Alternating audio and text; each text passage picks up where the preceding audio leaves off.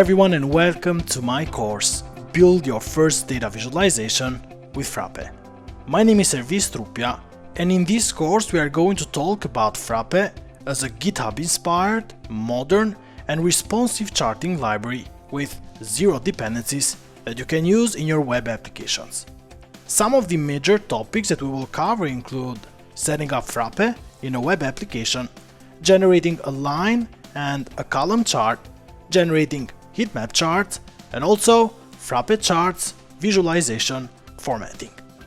By the end of this course, you'll know enough to take advantage of this powerful JavaScript library and use it in your personal and commercial applications.